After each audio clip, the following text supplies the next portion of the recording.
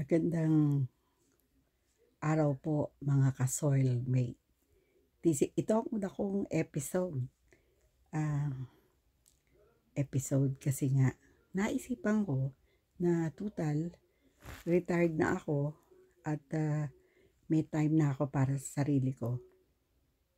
Mas maganda siguro na i-document ko yung mga nangyayari sa akin every day of my life.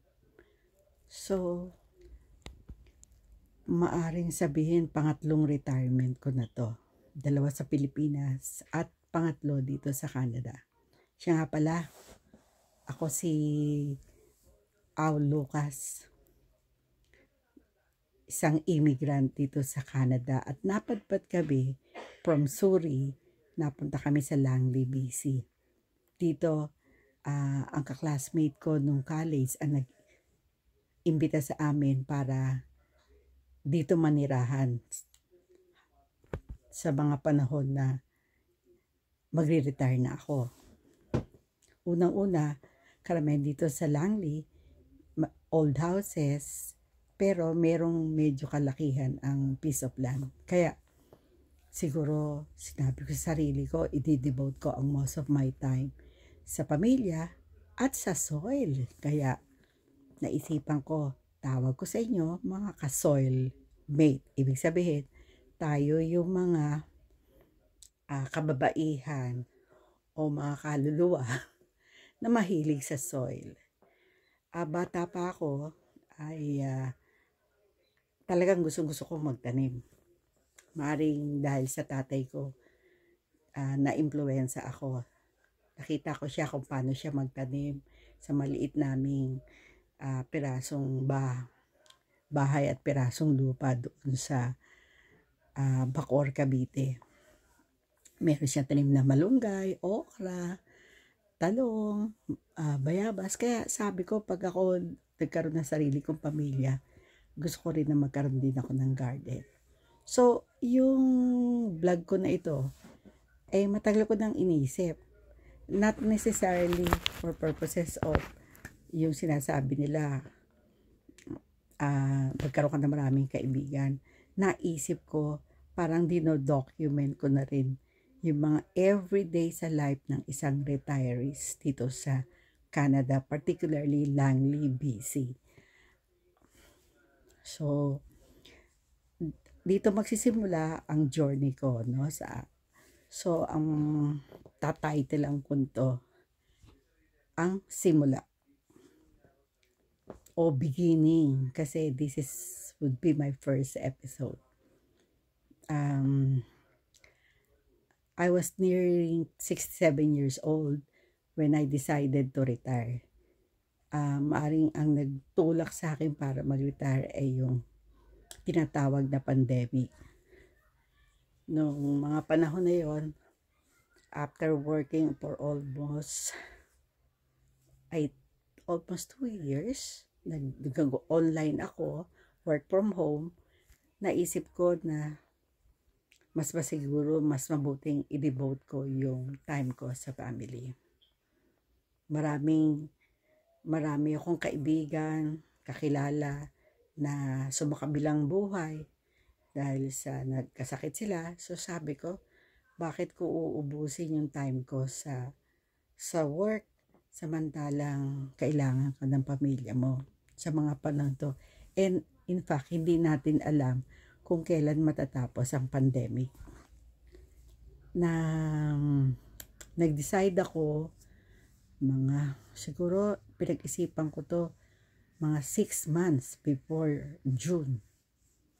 Sabi ko, ano ang magiging life ko sa dito sa bahay. But again, yung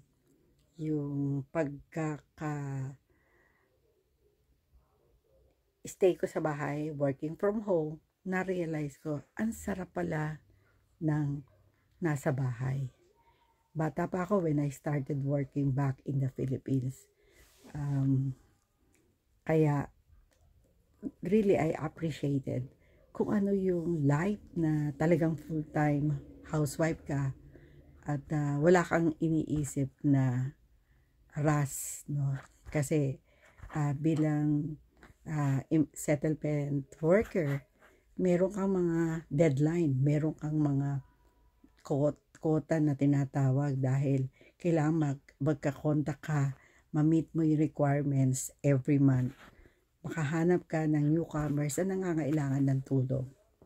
O yung mga dating na dito pero permanent resident pa rin. So, yun lagi kong naiisip, yung obligation ko to help, to assist newcomers to Canada.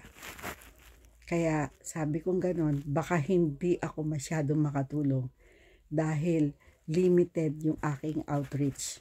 Kundi ginagamit ko lamang ay telepono, Zoom, at yung yun nga, Zoom meeting, one-on-one, pero hindi in person.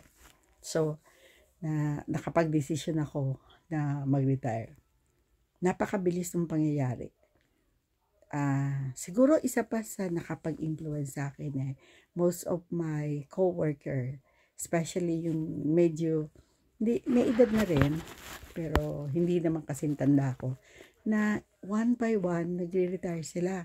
Parang nalulungkot ka na yung dati mong kasama, nawawala one by one. So, that's the second reason kung bakit nag-retire ako. And of course, the primary reason, yun nga, dahil napili ko na kailangan ako ng pamilya ko. So, doon iinog yung aking vlog, life as a retiree, life ko bilang isang gardener, life ko bilang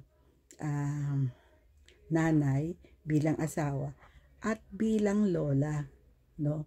Although sabi ko nga, I still wanted to spend time para sa community, but itatry ko na bawasan yung involvement ko, but i-focus sa pamilya ko at sa garden, kasi yun yung talagang love ko. And naiisip ko na yung natitira pang life ko, ma-devote ko sa garden at makita ng mga anak ko ang legacy ko as a gardener kasama ng asawa ko. Very supportive naman yung asawa ko kasi mahilig din siya sa halaman. So, ito lang. At kung meron kayong gusto pang subject ko o maging content ko, so susunod, ang dami-dami kong istorya sa inyo na gusto kong i-share. Ito siguro yung reason bakit natutuwa ako pag ako'y nakakapanood ng mga vlogs ng mga buhay ng mga Pilipino dito sa Canada. I'd like to share a lot more. And magiging siguro hindi to serious, but again, just the regular, yung casual, very casual, at hindi formal na huntahan ng isang retirees from BC, no? And then I'll let you know ano pa yung susunod kong kabanata. So again, ako si Au Lucas ang tawag sa akin, minsan Tita Au, at minsan naman Lola Au. Dami, no?